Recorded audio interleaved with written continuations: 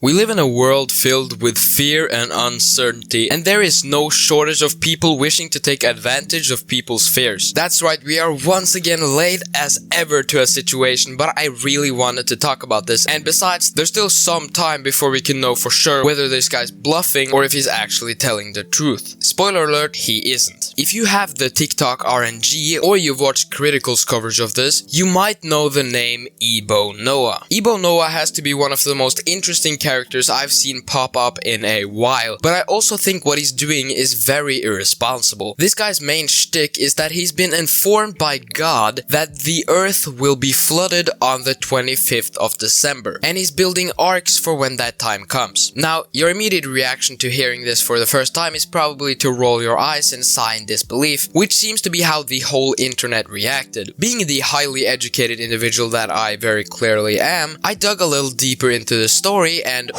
boy, I found a lot of stuff. Ebo Noah is a Christian TikToker and has been for many years, only very recently making videos on the whole the earth is going to flood situation. From what I can tell by my research, he first mentioned and showed the arcs on the 21st of August this year, and the arc looked at least halfway finished already. One thing I want to question is why he didn't talk about this earlier. If he truly did get a vision from God and promptly started building arcs, why didn't he make videos on it from the start and let people know as early as possible? If he really believes in the danger he's preaching, why would he not tell people about it as soon as he himself knew? The most common argument against Ebo Noah in both his own TikTok comment section and in the comment section of videos covering the situation is that God has told Noah, the biblical Noah, that he wouldn't ever flood the earth again. Genesis 9:8-13. Then God said to Noah and his sons with him, I now establish my covenant with you and with your descendants after you and with every living creature that was with you, the birds, the livestock, and all the wild animals, all those that came out of the ark with you, every living creature on earth. I establish my covenant with you. Never again will all life be destroyed by the waters of a flood. Never again will there be a flood to destroy the earth. And God said, this is the sign of the covenant I am making between me and you and every living creature with you, a covenant for all generations to come. I have set my rainbow in the clouds, and it will be the sign of the covenant between me and the earth. This pretty much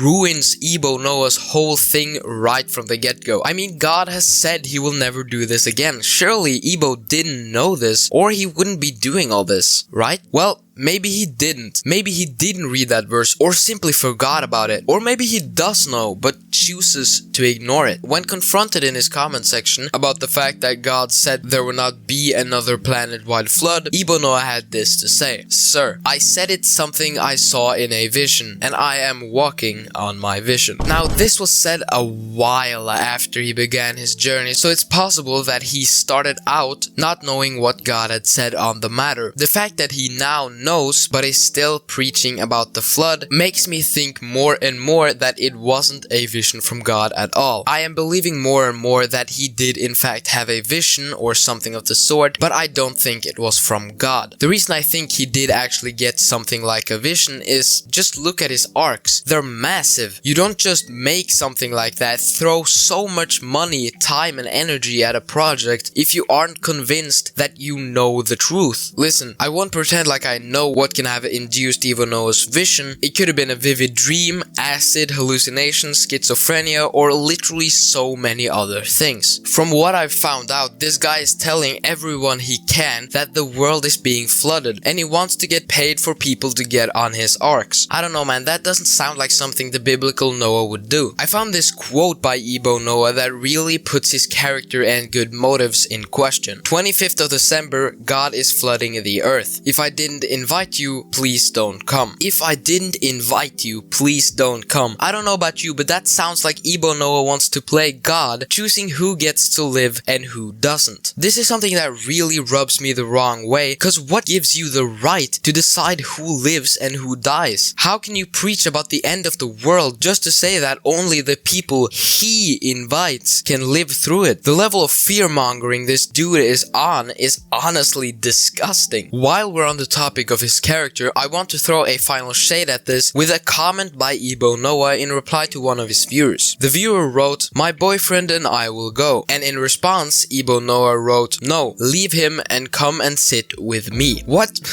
possessed bro to say that? No matter how you want to look at that comment, it isn't a very good look for Ebo, and it certainly is not very Christ-like. Listen, there's two ways you can look at this comment, and none of them make Ebo Noah look good. Most people seeing his comment probably thought it was sexually or romantically motivated to some degree. If you choose to think that Ebo Noah made this comment out of romantic interest for the viewer, it's bad in a number of ways. There's an argument to be made that trying to make someone else do adulterous things is not very Christ-like, and besides, if we believe that Ebo Noah is telling the truth and is the only person with a thing that lets us survive the flood, he is somewhat in a position of authority. Seeing as the comment says that her and her boyfriend will go to the ark, you'd think she believes him, which does give Ebo some level of authority in her eyes, and something you should not do when you have authority is to abuse it to fulfill your own personal desires. If you don't want to look at this comment as sexual, it's also weird that Ebo Noah tells her to leave her boyfriend behind, effectively leaving him to die. If he really is trying to save people, why would he tell someone to leave their loved ones to die? Now, let's be real here. Most people watching this video and spectating Ebo Noah's actions don't believe the earth is flooding on December 25th. But how will Ebo Noah respond to his audience of over 1 million followers when it turns out he's been lying to them? A comment discussed this exact thing, bringing up some very good points. Think about it. Ebo Noah has over 1 million fans, meaning he'll have to answer to quite a large audience when December 25th rolls around and the earth isn't flooded yet. Well, in that case, he might mention the fact that technically he only mentioned the date to be December 25th. He never said anything about it happening in 2025, which I really hope he doesn't say, because it would make him look like a complete idiot. All in all, will the world be flooded on December 25th? No, at least not the whole world. These stories of the end of the world coming next week and stuff like that are everywhere on the internet, and they haven't been right once. Though I doubt any of you watching do, I urge anyone who believes what Ebo Noah is preaching to be true to think more critically in the future. Of course, if the world does get flooded on the 25th, we're all fucked, but that's a risk I'm willing to take. And if you feel the same, subscribe, like, all the stuff to get more banger content like this.